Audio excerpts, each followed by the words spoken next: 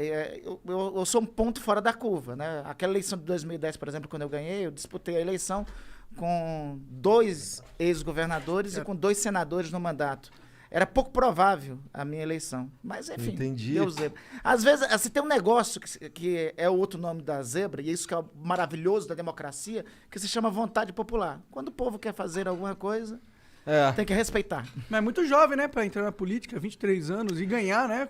Então, Cara loucaço. eu venho de 2 escolas, 2 boas escolas de formação política, né? Uma é o movimento estudantil, a outra as pastorais sociais da Igreja Católica. Por isso que eu uso sempre faço referência a esse anelzinho de Tucum, né? Esse anelzinho de Tucum é uma das referências daqueles que atuam nas pastorais da juventude da Igreja Católica. Então, muito cedo, eu sou de uma família católica, muito cedo eu comecei a ser formado nas comunidades eclesiais de base, nas pastorais sociais, né? E aí, muito cedo, comecei a ter noção das contradições que existem, da necessidade de participar da política para transformar a política, para melhorar a vida das pessoas.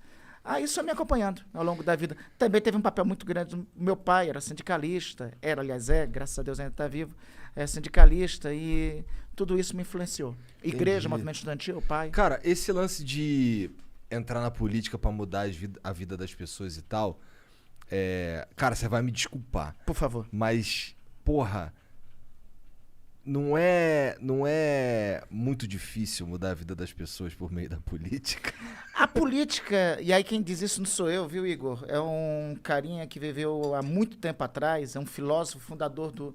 Obrigado, daqui a pouco eu pego. Beleza, tá? quiser eu pego sim. Tá bom. É um cara fundador da filosofia contemporânea, do modo de pensar contemporâneo, um carinha chamado Aristóteles. Ele dizia que a política é a mais humana de todas as ciências. É porque, a rigor, a política não é só... a gente vê a política como esse negócio de político, com mandato, engravatado e tal. A política é primeiro, a ciência da relação humana, né? Nas corporações, na vida cotidiana, nas relações pessoais, sempre está presente a política enquanto ciência, né? A política institucional da qual nós participamos sempre foi colocado, sempre foi tido como um negócio seguinte que, olha, as pessoas, o povo não pode participar. Eu aprendi logo cedo, e as pastorais sociais da Igreja Católica foram fundamental para isso, que o povo tem que participar da política. Se o povo não participa da política, deixa a política sendo tomada de conta daqueles que participam e corrompem a política. Sim, né? sim. Mas Mas a política, ela pode ser, como você disse, feita fora da política institucional, né? Isso. E eu acho que esse é o problema, que o brasileiro, não é que o brasileiro tá indo não tá virando senador ou prefeito, é que o brasileiro tá cagando pra tudo. Ele só tá se importando com o presente ali, e no jogo de futebol, beber. Eu acho que tem circunstâncias, né? Quanto mais nós tornamos... Por exemplo, aqui, estou falando com um público, e talvez o meu desafio aqui, a minha tarefa, seja dizer para as pessoas que a política para ela é acessível, né? Quando o povo se empodera da política, participa, ela transforma a história. Lembremos, a gente tem eleição direta para presidente porque milhões, alguns anos que antecedem a nós, né, resolveram ir para as ruas e reconquistar o direito de votar a presidente, né? Querendo ou não, os 2 processos de impeachment que tiveram na história nacional até agora, os 2 tiveram ampla participação das pessoas. Eu estou agora numa comissão parlamentar de inquérito em que todo mundo está acompanhando, né? Todo mundo se interessou. Por quê? Deixou da política ser algo desconecto da vida das pessoas. Quando você faz uma investigação para saber por que mais de 500 mil de brasileiros morreram, porque seu tio, sua tia, seu pai, sua mãe, seu irmão, seu parente, seu amigo não está mais no convívio, né? Isso diz respeito à vida das pessoas. Quando a gente faz uma investigação para dizer, olha, por que o comércio da esquina teve que fechar durante algum período? Quais foram as responsabilidades que os governos e o poder público teve em relação a isso? A pandemia é algo que não está assim distante das pessoas, não é... a votação de uma emenda constitucional, entende? Não é a votação de um projeto de lei. Um númerozinho de um contrato de não sei o quê. Não é. Quando você fala da pandemia, é o que afetou todos nós nesses 2 anos. Então, isso tem a ver com a vida das pessoas. Quanto mais nós levarmos a política para a vida concreta das pessoas, para a vida material, eu acho que tem mais chance das pessoas se apossarem da política, se empoderarem da política e transformarem. Como é que foi feito esse movimento para botar para funcionar a CPI da Covid? Como é que vocês se organizaram? Quem que foi que... Porra, bora fazer uma CPI disso aí? Como é que é isso? Deixa eu te dizer, eu fui o autor do requerimento que resultou na CPI, né?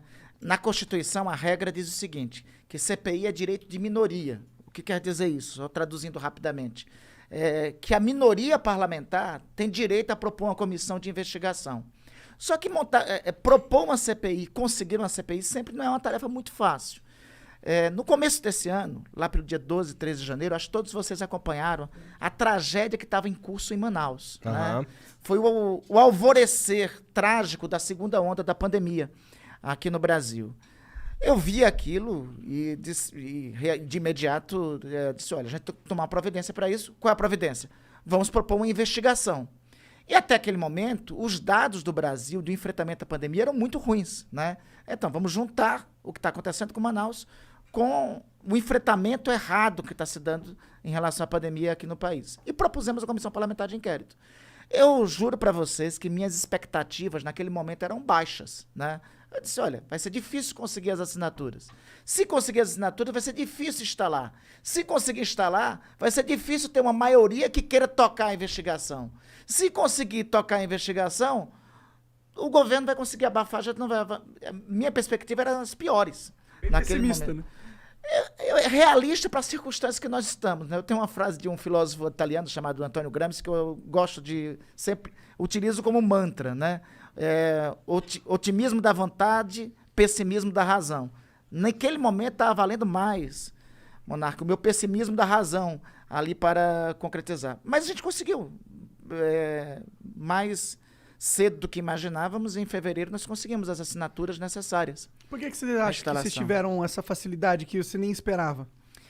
Bom, primeiro porque é o seguinte, a pressão pelo que estava acontecendo no Amazonas, e, assim, os dados da pandemia eram muito graves, né? Isso pressionou os senadores. Segundo, tem um detalhe, o Senado tem algumas diferenças da Câmara, né? A Câmara é mais vulnerável à pressão do governo, né? O Senado, ele... como o senador depende muito do voto majoritário, é que é diferente. O deputado é eleito pelo voto proporcional, ou seja, uma parcela do povo o elege.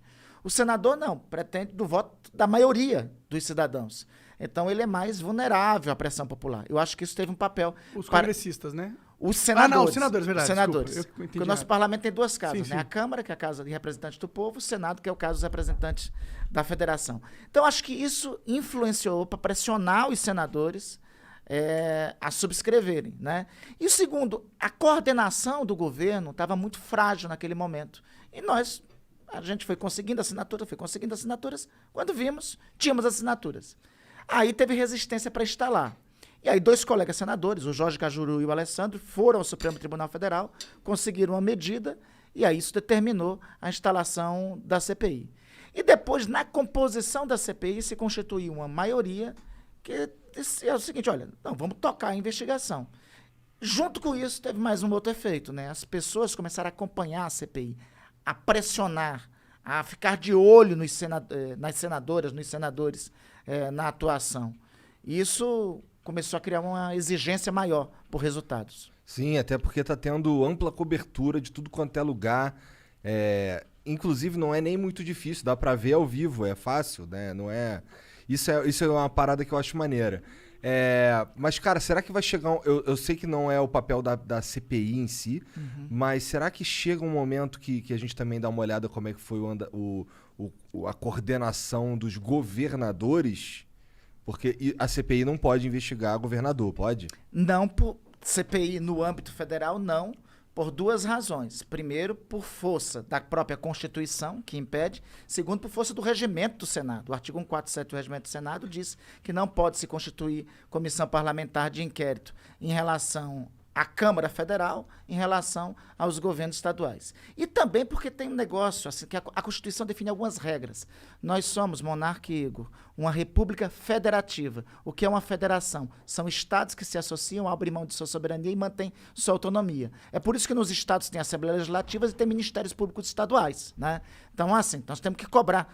No meu estado, deixa eu te contar uma coisa, eu sou oposição ao governador de lá, né? E eu acho que tem muita coisa errada no meu estado. O meu estado foi campeão de operações da Polícia Federal, né? E eu acho que tem muita coisa errada e tem que aprofundar as investigações sobre a atuação do governador do meu estado, sobre o governo do meu estado em relação à pandemia.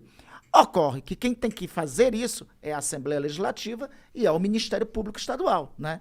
Cabe a cada um de nós, dos nossos estados, dos nossos municípios, cobrar.